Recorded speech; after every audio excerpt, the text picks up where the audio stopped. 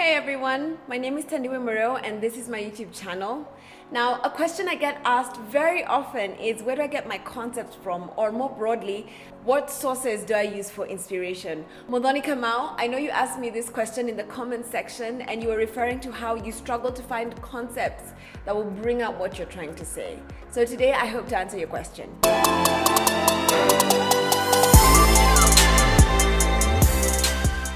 I look for inspiration in several places, the first of them being magazines.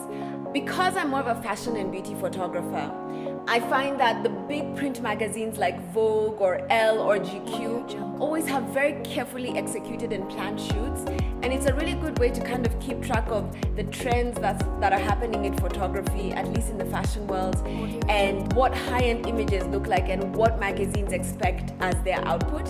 So magazines is the first place I go for inspiration.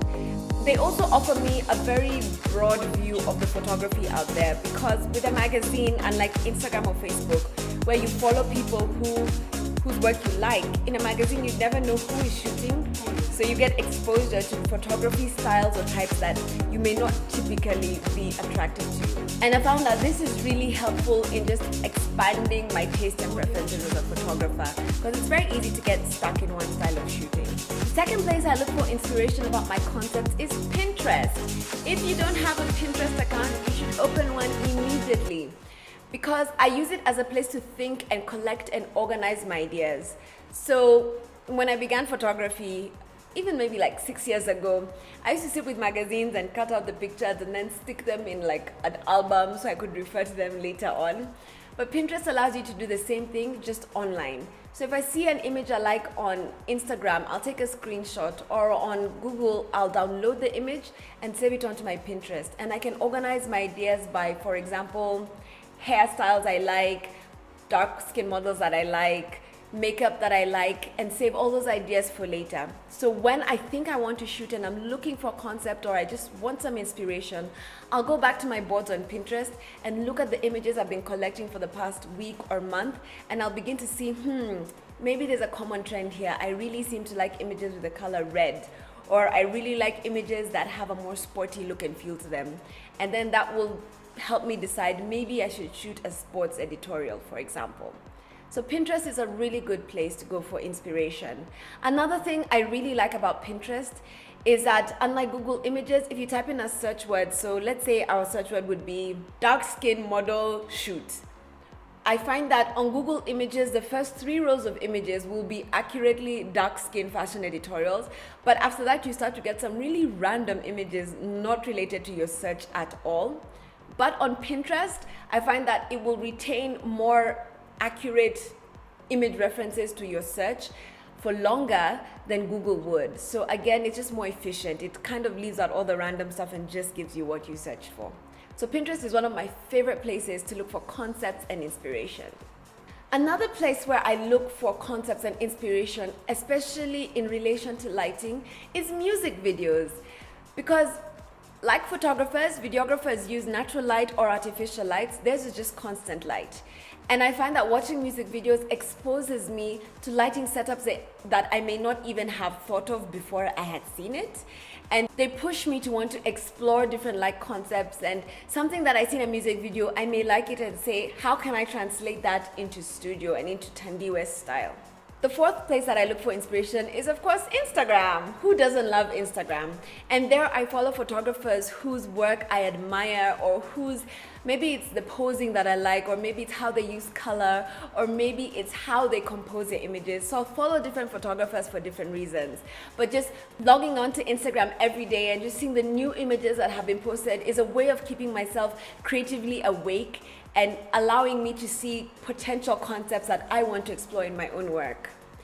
Some of the photographers that I really admire are not very active on Instagram. They may have accounts, but they don't really post. And this is usually the bigger photographers like Annie Lebotwitz. I hope I'm saying her name correctly. She's not very active on Instagram, but she has amazing work. She does a lot of work for Vogue and the bigger magazines. And so for her, I'll either follow her directly off her website or her agent's website, which brings me to the fifth way that I follow photographers. So people that I love, for example, like Alexei Lubomirsky, they all have such difficult names.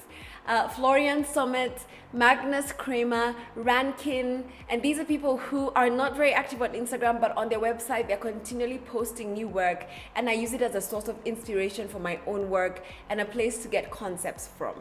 The last place I get inspiration from is Behance.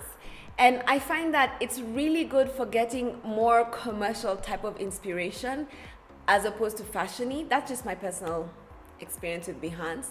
So if I'm looking for inspiration when it comes to a commercial shoot, Behance is the first place I'll go to look at what other people are doing. It has incredible artists on there and amazing concepts that may not necessarily get published in magazines, but people did it as personal projects where they were just testing the boundaries of their photography. So it's a really great place to go for the more abstract and out there kind of concepts. There's many other places to look for inspiration. I've just listed some of my favorite, but there's websites like 500px. If you go to other websites or have other sources of inspiration, please put them in the comment section below so we can have a look at them as well. So Modoni, I hope that was helpful in answering your question about where I go to find inspiration for content and just to replenish my creativity.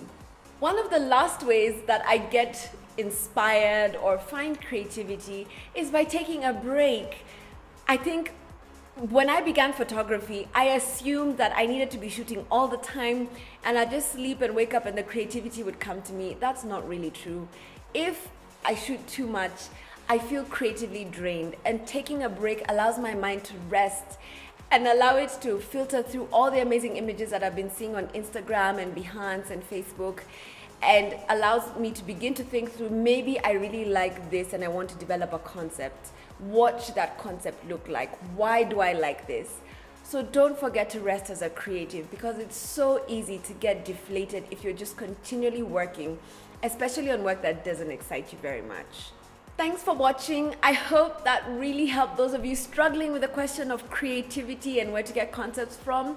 If you have any comments or questions about concepts or creativity, please put them in the comment section below so we can get a conversation going. If this is your first time watching my channel, thank you for watching. Be sure to hit the subscribe button to get more videos like this every Monday and Thursday. If it's not your first time, thank you for allowing me to be a part of your photography journey. If you want to interact with me, you can find me on Facebook, Instagram, Snapchat, and on my website, www.thandiwemuriu.com.